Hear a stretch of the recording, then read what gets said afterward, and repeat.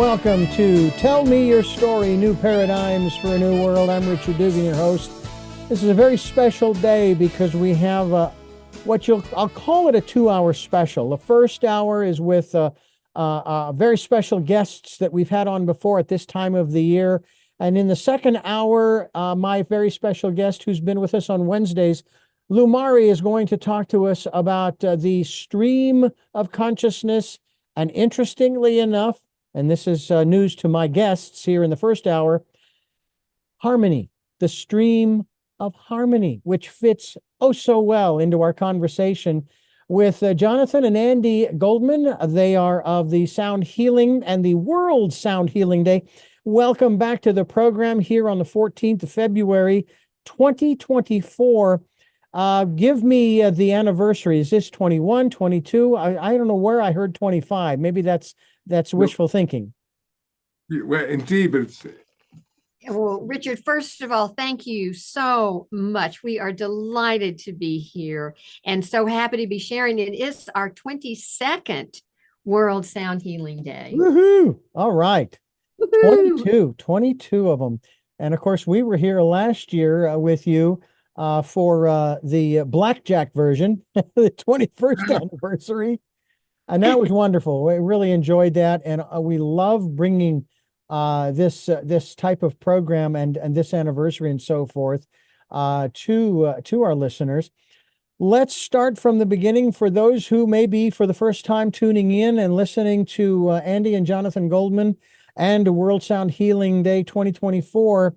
Obviously, 22 years ago it started. Tell us what was the catalyst, and then go into some of the, shall we say, the results or effects that this has had over the past 22 years. Great. Thank you, Richard. Great question. And it's actually, in truth, the concept of World Sound Healing Day basically hit us probably closer to around 2001. We're in deep meditation, and this inner guidance basically suggested that, for me particularly, I'd been working with helping bring awareness of sound for personal healing to the planet for quite a while. And I said, this is great. Keep doing what you're doing. But now we want you to expand your horizons and bring the realm of sound as a healing modality to the planet. And we thought, wow, what a great idea. But after that transmission got cut off, and how to do it became our first challenge. And it was a challenge indeed, but one that we really embraced wholeheartedly because we really got it, that it was time to really spread the whole sound healing to a planetary level. And we actually call it global harmonization. And so we had to really think about, now, how are we going to do this?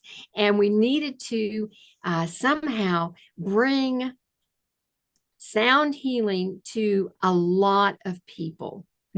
And Jonathan? Well, we basically figured, Richard, that somehow three things. Number one, we needed to create a day, just do it as a day. So we figured, and a title for the day, so we called it World Sound Healing Day. Right.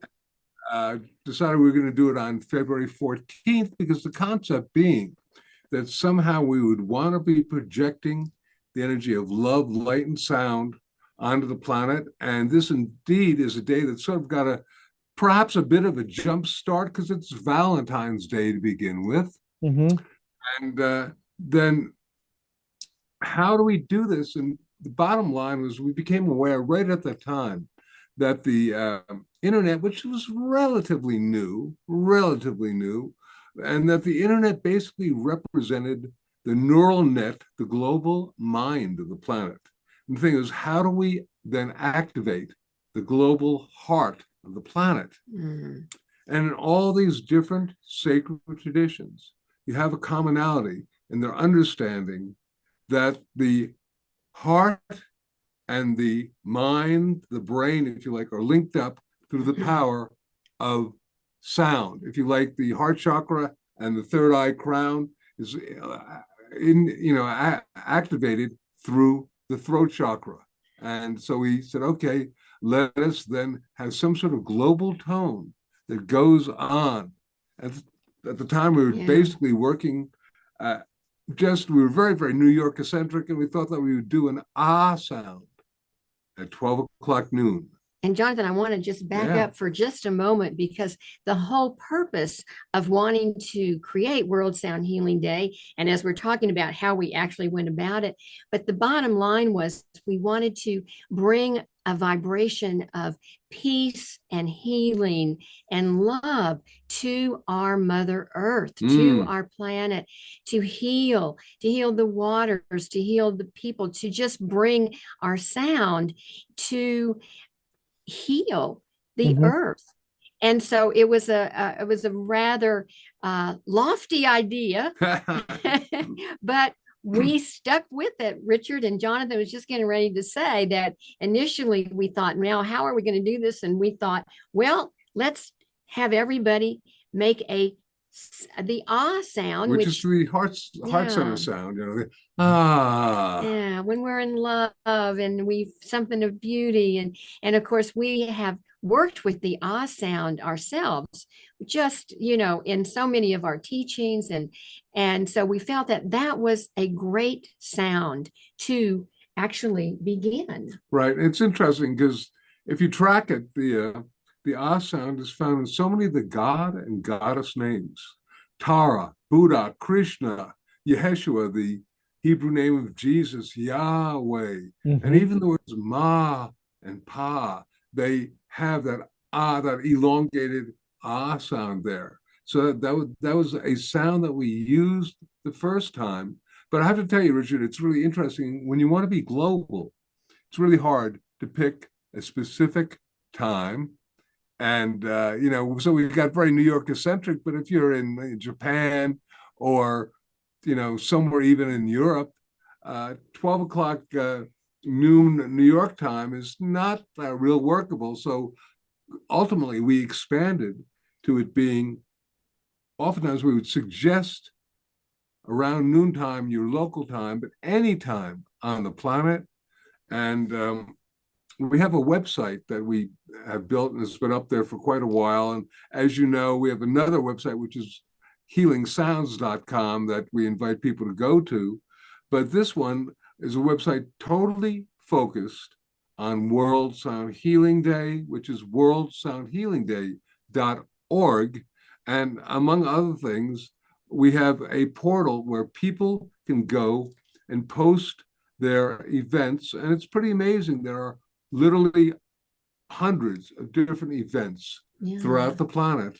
And initially what we had thought about doing, though, we wanted to just encourage people in their community to gather and do some kind of group sounding that would hold the intention of healing the planet. And of course that brings me back to Jonathan's formula that he created over 40 years ago: frequency plus intent equals healing. So we wanted people to gather in their communities holding the intention of healing Mother Earth and healing the waters, healing all sentient beings. And so we were encouraging people on that level. And then, because we had started out with it being 12 o'clock New York time, we realized that just was not going to work. And so then it was anytime during the day, February 14th, that you want to gather your groups and sound forth the ah sound in whatever ceremony or whatever group felt in alignment with you. And so that was the beginning of it. Right. Well, I mean, on a level, Richard, and certainly not, I want to give you a little time to, jump in. But the reality is that ever since the, shall we say, the lockdown, we found that the power of the internet and of events that go on Zoom and any of the other platforms that are there are so useful for interconnecting people wherever they are. So it's made the connection on a global level much easier. And we've also really opened up from just working with the ah sound, the tone, to any sound, any music. It can be a poem, it can be, I mean, literally, we have everything from Grammy nominated musicians, Tibetan monks, chamber orchestras, sacred kirtans, chanting individual performances, lots and lots of crystal bowl stuff going on. So it's an amazing, and it's really been picked up. A number of, if you want, psychics have suggested to me that now, in particular, the importance of World Sound Healing Day cannot be underestimated because, or overestimated, whatever the term is. In other words, it's really massively important to shift the vibratory field of the planet. And we can do that with intentionalized sound. Mm. You know, what I find so fascinating, not only about World Sound Healing Day, which is the 14th of February every year. This is, of course, the 22nd anniversary or event, if you will, and we encourage people to participate. But there is also more than enough scientific data, and it's being measured by a number of different organizations, from the Global Consciousness Project to the Global Coherence Initiative, and other organizations that are showing that these shifts that we initiate through the intentions and through the sound are making a difference. They are changing things. And of course, one of the elements in our conversations over the years has been defining terms, but also defining those terms for the purposes of better understanding. I've used the term, for example, I use the phrase that, we're looking for those new ways of living because the old ways don't work. Just look around. We're wanting to make this a better place for everybody. Well, what's better? What does that mean? What does it mean to bring healing to the planet? We've talked about that when it comes to individual healing. Being a Reiki master myself, I and my wife, we did an absentee healing for my father's brother, and he died shortly thereafter. But he was able to accomplish certain things. So then the question is, what is the definition of healing? Excellent Beautiful. question, Richard. And I was, I feel like reminded as you were talking. And it was very, very interesting. I think it may have been either the Grammys or the Golden Globes, something like that. But I heard Whoopi Goldberg mention a phrase, Tikkun Olam. And I heard that before. And that's one of our favorite expressions. It's a Kabbalistic term that means the healing of the world. And what does healing mean? Really, in the Kabbalistic term, there was a vessel that had all the light of the universe that got shattered. And the idea of Tikkun Olam is somehow putting the light back in the vessel. So from our perspective, in terms of healing, and this is, I think, so important. I know that you resonated with this. For us, healing the planet ultimately means shifting and changing the consciousness of the people, even just a little bit. Fairly recently, I was in deep meditation and I kept getting, if you like, affirmations on the importance of World Sound Healing Day. And the fact that if we can just, with our light, our love, and our sound, intentionalized sound, if we can just shift the vibratory field a little bit so that we can maybe smooth the edges off the harsh toxicity that is currently on the emotional level of the planet. So we can take, if you like, the scream of war and turn it into the cry of love. If we can just create a little bit of shift on that level, that'll be hugely important in terms of the way that we interact with each other. And I think too, Richard, when we talk about healing and what does healing really mean, and from our perspective, from my perspective, healing is when we are in a place where there is connection with other people. There's a peace within ourselves. There is a feeling of feeling good and not feeling, when we're going to feel stressed, we're living, on the earth. It's going to be stressful at moments, but, to really minimize those levels of stress and to minimize that anger and, to really bring in to our lives a sense of well-being and connection in a place of well, Jonathan and I have a wonderful term that we have used really many, many, many times for in the our last teachings. year, particularly. Yeah. And it's compassionate understanding.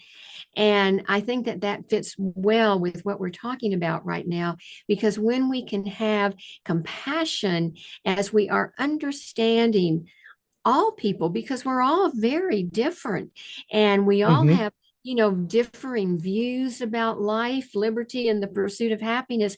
And let us be able to embrace all views without judgment, but to have that understanding on a deep, compassionate level. Wouldn't you agree, Jonathan, with that? I mean, there's so much divisiveness now, Richard, in terms of people pointing the finger at each other.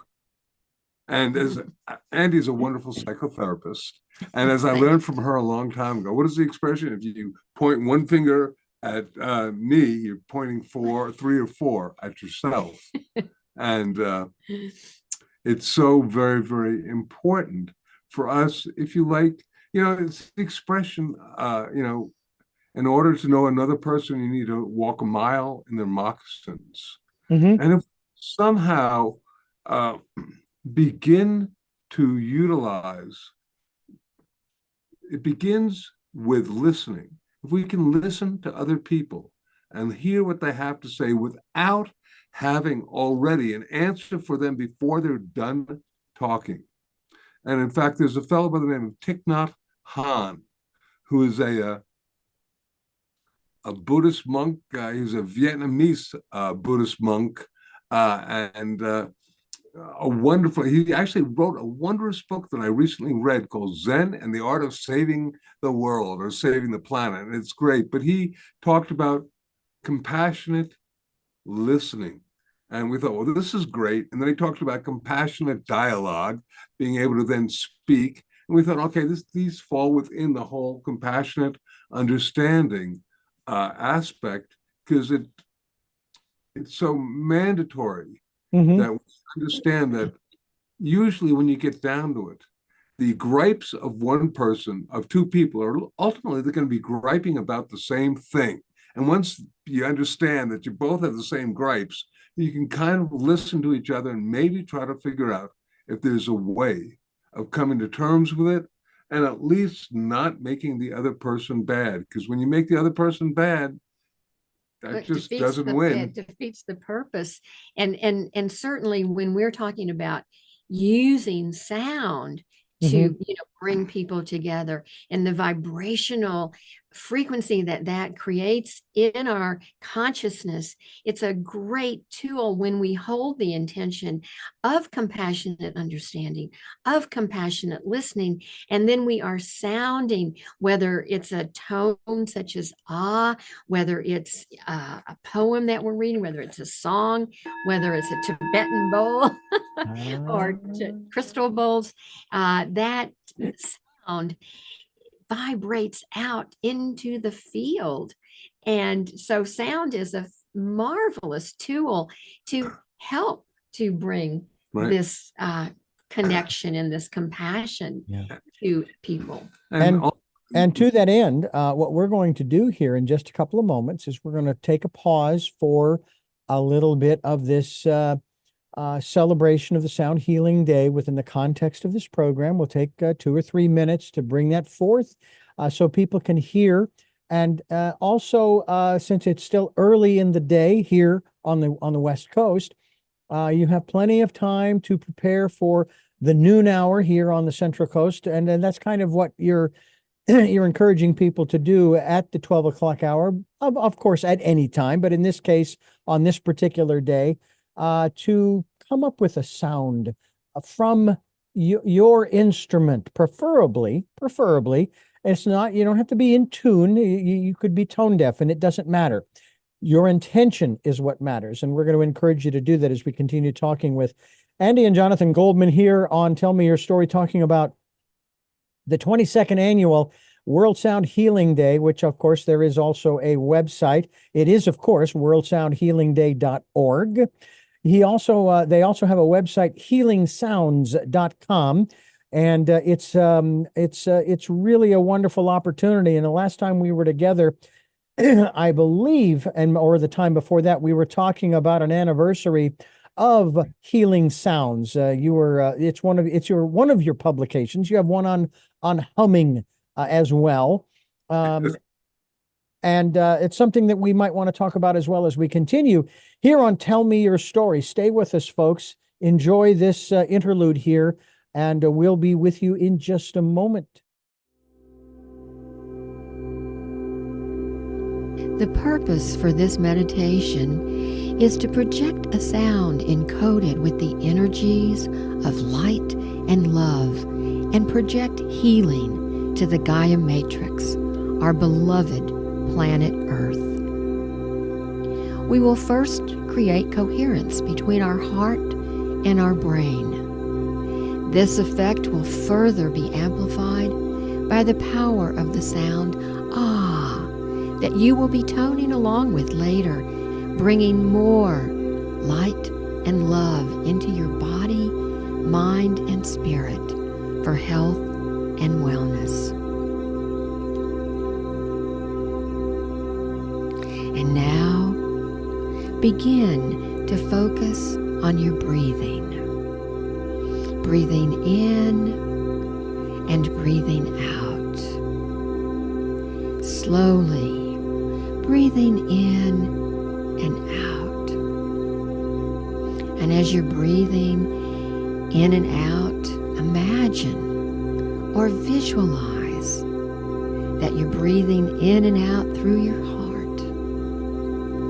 As you're breathing in and out through the area of your heart, remembering that it is love that breathes each breath, and it is love that causes each beat of our heart. Continue breathing slowly, breathing in and out in this manner. And now, I'd like you to call to mind something that has brought you a great deal of appreciation, gratitude, something that you are feeling very good about. This might be an experience with another person. Perhaps it's a beautiful sunset. It may be a beloved pet, a spouse. But it is something that has brought you loving kindness and gratitude and appreciation. And as you're breathing in and out through your heart, feeling this appreciation, feeling this gratitude, you're creating a beautiful coherence between your heart and your brain. And your heart, through this coherence, is expanding, getting larger and larger, and connecting with all the heart and loving energy on our planet in this moment. This is just a wonderful way of creating a very powerful heart activation, and you'll be amplifying this with the sound "ah." Continue breathing slowly and deeply while feeling appreciation and gratitude, and imagining your breath going in and out through your heart. Now, visualize this energy and begin to sense a radiant light around you that is permeating every cell of your body and resonating your heart chakra. In a moment, we'll begin to gently sound forth with the ah sound together. And as you do this, visualize the planet Earth as a holographic image floating in front of you. Imagine bathing the Earth in a healing field of light and love that you are creating through your sacred sound.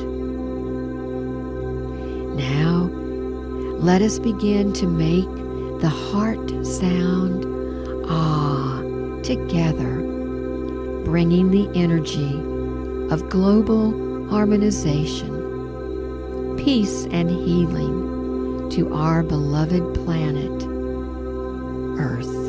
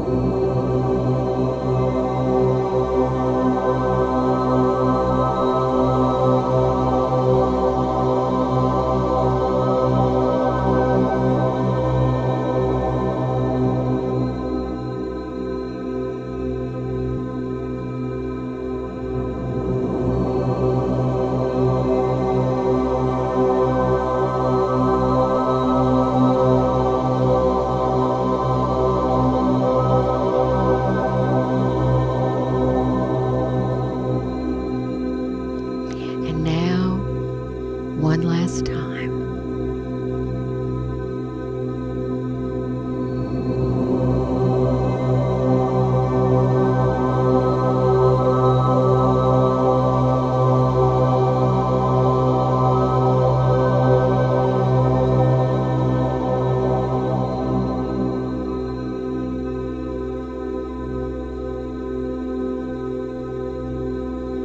Now, being in silence, visualizing all the light and love through sound that you have manifested, resonating and bringing to Earth and yourself to a deep state of healing.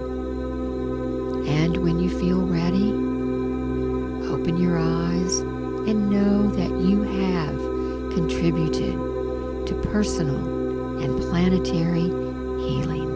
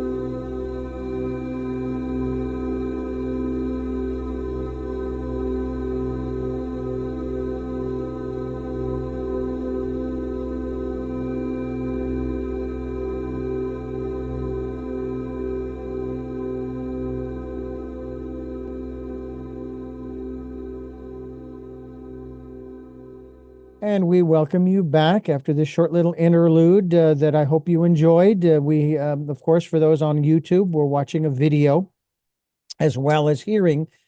Tell us a little bit about what it was that folks were experiencing. I was going to say listening to and hearing and seeing, but let's put it in a different perspective. And what would you say their senses were experiencing? Well, were you playing a part of that video that I sent you, or was that something else, my friend? Yes, no. It was the video that you sent, the 11 minutes. And well, that is just a really powerful, fabulous combination of sounds and not only tones, etc., but also Andy's wondrous voice guiding people in a guided meditation to create what's called heart-brain coherence. And with heart-brain coherence, the heart and the brain, the rhythmic vibrations of the heart and the brain lock in step together, and through this guided meditation process. And what happens after that is that the field that we create is anywhere from 50 to 500, to some people even speculate 5,000 times greater than normal. And then when you make a sound with it, you are basically projecting this sound out to what we call the Gaia matrix. It's called many things, the energy of the Mother Earth, but as a reality, we have been for a while really aware that there is an interconnecting field that all of us are part of. And the question is, what are you feeding this field? And with World Sound Healing Day, and particularly with that guided meditation, we like to think that we're feeding it the highest top-notch level of gracious, loving nutrients. I like that, Jonathan. Gracious, loving nutrients of positivity and gratitude and appreciation, and all of those really feeling good vibrations that we as humans are very capable of when we begin to focus that way. Yeah. Makes us all out to be farmers or gardeners. It's kind of cool being outside, have your hands in the etheric dirt, if you will. Nice. And Richard, it's interesting. You were basically talking a little bit about the ways of measuring an event like this, and particularly the Global Consciousness Project that basically came out of Princeton, New Jersey, and a fellow by the name of Roger Nelson, a scientist there. And if I may, for just a moment, to tell our listeners, viewers, or whatnot about that, is that working with a random number generator, which is simply a computer that does a series of zeros and ones, so that, for example, in a minute, if you did 50 zeros and 50 ones, that would be an equal amount. That would be random. That's what happens if you flip a coin. You get 50 heads and 50 tails. But what they found is that when these computers were in the field of events of high compassion, the numbers became less random. And all of a sudden, they could be graphed. If you were to graph 50 zeros and 50 ones, you would have a straight line. But instead, these graphs of these events of high compassion, there are all sorts of guided meditations, global toning things. They literally look like a mountain because that's how the numbers graph. And it's really, they don't know why, but they know something's going on. And Richard, it's not two things. Number one, it's not the amount of people who do this. It can be a small number of people who are pretty highly conscious. And in fact, it's been speculated that either the square root of 1% of the population, or about one highly conscious person, can seem to offset the negative vibrations of 7 million people who are in a state of fear and anger. And this is pretty interesting. There's also an event, if you like, or if you like, a phenomenon called the Maharishi effect that was named after the Maharishi Yoga, the fellow who the Beatles used to work with for a while. Oh, yeah. And, he used to do these meditations with thousands of people, and they would find that in the surrounding areas, the violent events would go down dramatically. And that's just doing a composite event. Now, with an event like World Sound Healing Day, I don't look necessarily for peace being declared the next day. But if there's just a slight shift in the consciousness of all of us, how for the level of kindness and whatnot, how extraordinary would that be? Oh, absolutely. And it's interesting how, in spite of, what we've heard in many texts, wherever two or more are gathered, it is not a numbers game. It's more of an intention game, if that's a good way to put it. Yes. And not allowing yourself or staying out of the negative mindset. As I mentioned earlier, this isn't about singing in tune. This isn't about singing at all, actually. It's just making a sound. And I've shared this with folks before that when I was a kid growing up and I wasn't feeling too well, I was laying there in bed moaning, and my mother and sister were in the room, and my sister says to my mom, "Make him stop. He sounds horrible." And she says, "No, that's how he heals himself." Now, I never really thought anything of it at the time. It's just what I did. And I think that's one of the things that I think we have lost as a species. Not it has nothing to do with nationality or anything else, but as a species, we have lost our connection to those things that we should just naturally do. Another case in point, I know we've all watched our dogs and cats.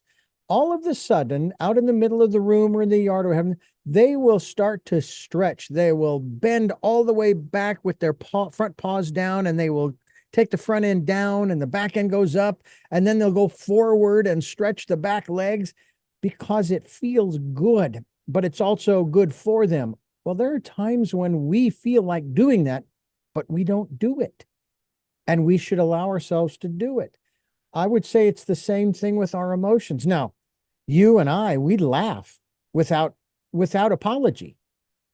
Thankfully, I am starting to see more and more people in the news and in different programs, celebrations, and so forth. When they start to emote, when they start to cry specifically, they're not apologizing anymore. And I've often wondered about that. I said, why are you apologizing? That's natural. You feel it. Go ahead and feel it, So it seems to me that we need to allow ourselves to do those things that are naturally occurring, that our bodies and our minds and our hearts and our souls, in one sense, are crying out for. And to me, this is another example of that, because sometimes we just want to lean back and go, "Oh yeah, oh," and it feels good. I mean, that felt good to me. When you did that, Richard, I was like, yes, and our culture it's getting better, like you were saying, but it doesn't promote. I mean, what do we do when we stub our toe? We go, ouch. And when you were trying to heal as a child and you were moaning, that was a way of releasing that stress and that tension from your body. And that is going back to what is healing. That is healing for sure. Yeah. And I think that, it's interesting because I know that there's a lot of information and movement about bringing the masculine and the feminine together. And as a result of that, I think we are seeing more men who have, held in their emotions, being able to let them out more than they have had in the past, and to talk about, how they are feeling. And I think that that is such an important aspect of healing. And I'm glad you brought that up. For sure. Well, I Richard. mean, it's very, very interesting because that sighing and those sounds that you're talking about making when you're, I mean, there have been books written on it, and it's called toning, Toning. And literally, I actually was interviewed by the New York Times one time about that. Why does that work? And it's questionable why it works. I had about a half a dozen different possible things, but the reality is, as Andy said, when you stub your toe, you make a sound. If you can't make the sound, it hurts a whole lot more. Yeah. Yeah, when we hold it in, that's where we, the stress in our bodies, and that's where the dis-ease happens. It's like, let out those emotions. And of course, sound is such a beautiful way to do that. You were mentioning dogs and cats and stuff, and I just want to say that it actually has been, quote, scientifically found that the purr of cats generates a frequency that is good for healing of the human body, and it's a vibroacoustic frequency somewhere between 30 and 60 hertz that is very, very powerful for helping muscular imbalances and even bone. So those critters know what they do. Maybe we can learn something from them. That would be nice. It really would. I know that we're inundated with sounds all around us, but a lot of them are not man. They're man-made, but they're not made by the human body. They're other than. And I'm fortunate. My wife and I are both very fortunate that we live above Santa Barbara, up on the mountain, San Ynez Mountain. What they call the 154, the San Marcos Pass, and we live at the summit. We have a valley view, and we've been getting inundated, of course, with the rains, and we're sort of in between that now. Where apparently there's another cycle that's coming, and that's fine. Give us, it's like, okay, we're gonna hit you with a lot, and we're gonna rest a little bit, let you rest, let it soak in, relax, and then we'll give you some more. We'll give you some more because you can never have enough. And the sound of the rain on not just the roof, but on the ground and dripping out of the trees onto the ground. The sound of the newly formed streams on either side of the road where we live. It's like you have two brooks rushing down the hill and so forth. Is a wonderful sound. It's just remarkable what you can hear if you'll just stop and listen. And we're blessed in that respect that we are able to have that experience where we are at night when we don't hear the cars going down the roadway. And as it gets later, there are fewer and fewer. It is like my wife will actually make the comment about how quiet it is, how quiet it is. And that's the kind of time that we encourage people to take to go within to that quiet, calm, still, peaceful place and just be there. If you want to listen for the still small voice, it's going to be there. Let's talk a little bit about that aspect, our intuition, our going within, we'll call it, I've made references to it as the inner life. It took me years to reach this point where I needed to find some place on the planet where I could go and get away from everybody else. And then I realized that if I found it, someone else would too, and then someone else. And you see this happening across the country, if not around the world, where someone will find these small little towns of maybe 50 or 100 people, and they love it. And then they start telling their friends and so forth. And then it starts, now it's 1,000, now it's 10,000. And it's like, what happened? Sedona is a case in point that's happened to. But the one thing I realized after so many years was, oh, that's right. There is a place where no one else can get to, and only I can go. And that's that inner life.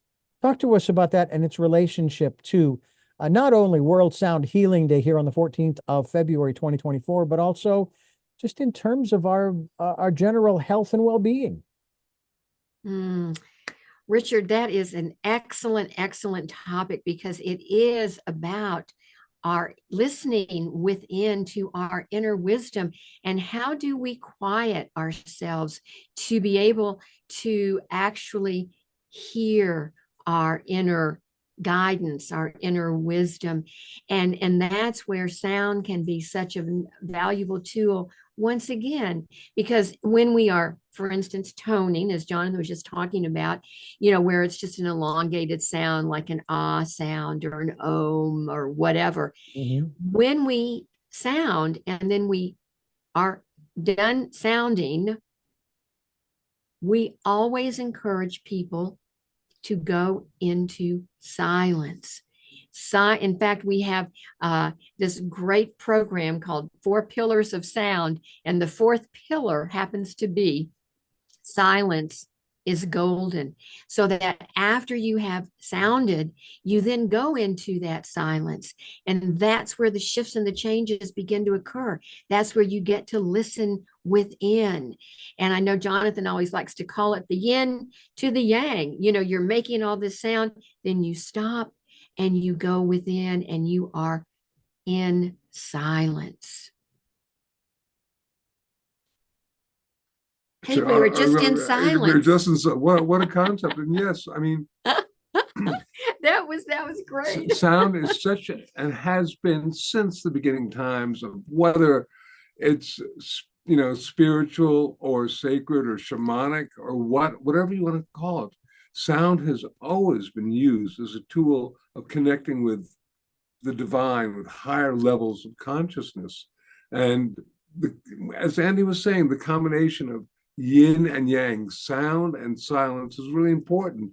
And we're very much into working with the hum as a tool for people to be able to experience the power of their own voice. And the hum is a sound that everyone can make. And we have a book called The Humming Effect, which basically is the first professionally published book on the power of the hum. And there are all sorts of actually what they call peer-reviewed, scientifically published information about the power of the hum. And among other things, it's a major stress reliever. Your heart rate, your brain waves, your blood pressure will go down to pharmaceutical levels just by humming. You get the release of melatonin, you get the release of oxytocin, you get the release of nitric oxide, which is a vasodilator. You get all these things happening just through making our own sound. It's like we are our own extraordinary pharmacopoeia of wonderful healing hormones, chemicals, molecules, and whatnot that happen when we make sound.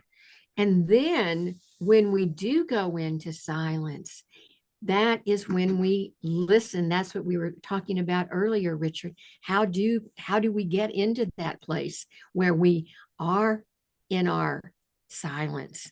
And so once we are sounding, we then go into silence. And I have a beautiful description. We have the word silent and the word listen happen to be anagrams. So when we are listening within and we are in that silence, that's when we begin to go into those places where we breathe out, we release that stress, we release that anxiety and that frustration. We're listening within and utilizing sound as that tool to help us to get there, I think is great. I just want to jump in for a minute. I'm reminded, as you were talking before, Richard, as wondrous as it is to go into silence, as wondrous as it is to be in the sounds of nature, which are mandatory, I think, for helping create balance, there are a lot of people who are from the inner city, for example, who, if you take them out and put them in the middle of nature, they will kind of freak because they can't deal. The silence is frightening to them. And that really means that we're really out of touch with who we are. Yeah, I would agree with you. Go ahead. And so we hope that with World Sound Healing Day, which is getting the information out there to sound forth in whatever way feels right to you, that can help in this capacity to some degree. Mm-hmm.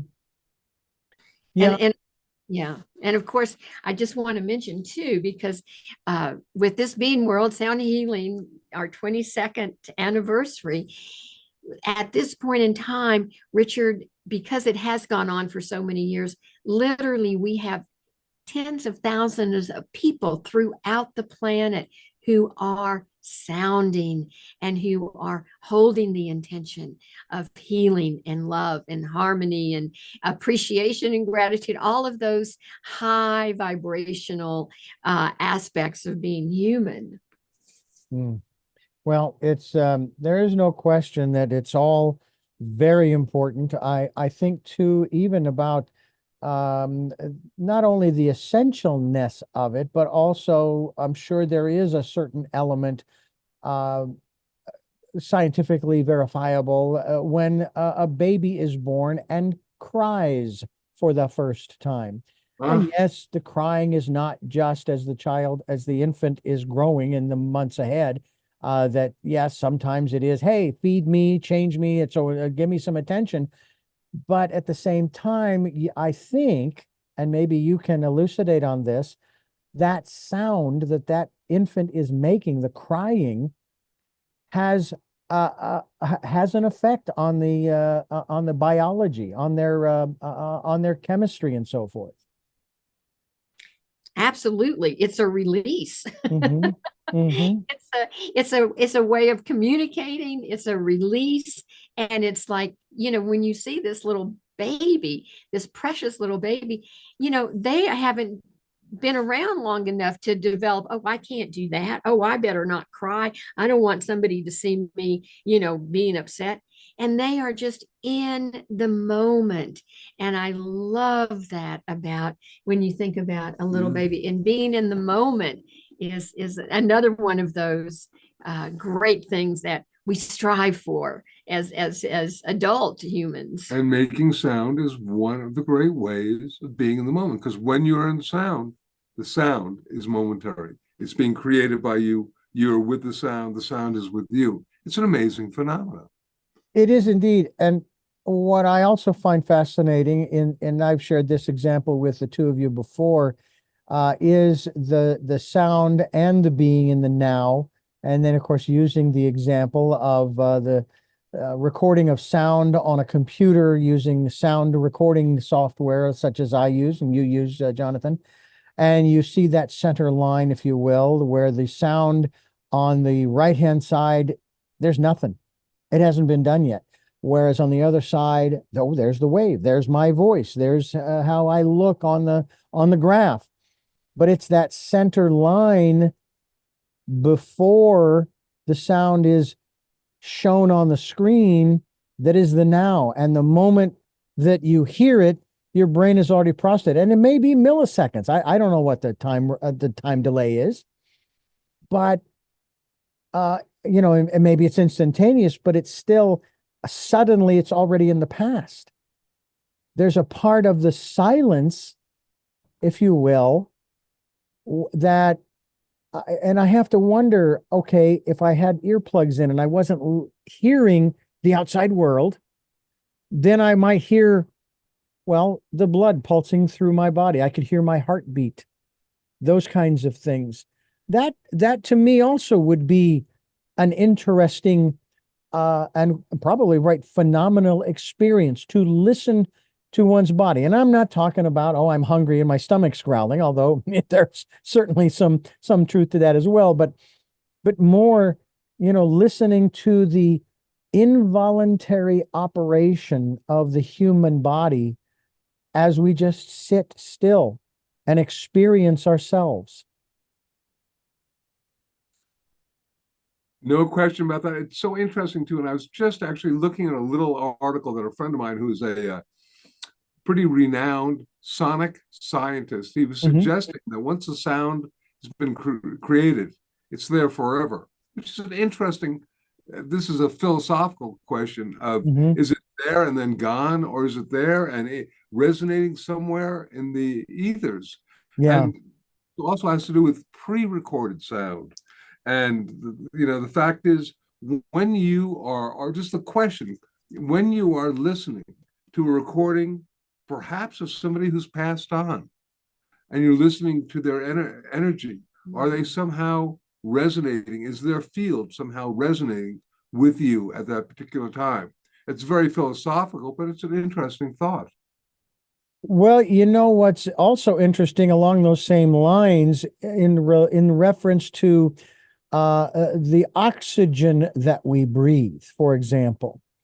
And just as sound, it doesn't go away, it's always going to be there. The old proverbial thing about, if there's no one in the forest to hear a tree fall, does it make a sound?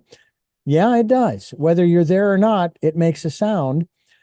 Well, with oxygen, and this also goes to sort of our interconnectedness, the oxygen that we breathe, and we're not talking specifically about the molecules of oxygen, but the atoms that make up the oxygen that's converted into carbon dioxide that we exhale, that's then converted back into oxygen by the plants and so forth. It's the same molecules, if you will, that have been around for centuries. And so the universe is recyclical, if I can use that as a new term. It doesn't create anything new. It just transforms it back and forth. And you and I, Exactly. we are taking in those molecules that the good, the bad, and the ugly have been breathing in and out, as long as man's been on the planet.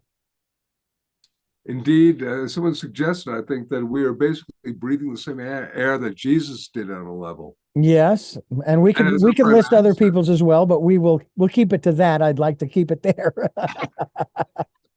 and as our friend Einstein said, energy can neither be created nor destroyed. So, Mhm. as you were saying, it's a whole transformation. Now, energy can be transformed, and I Mhm. think that's what it's all about. And this Yeah. brings us back in the loop to consciousness. Mhm. Consciousness can be transformed.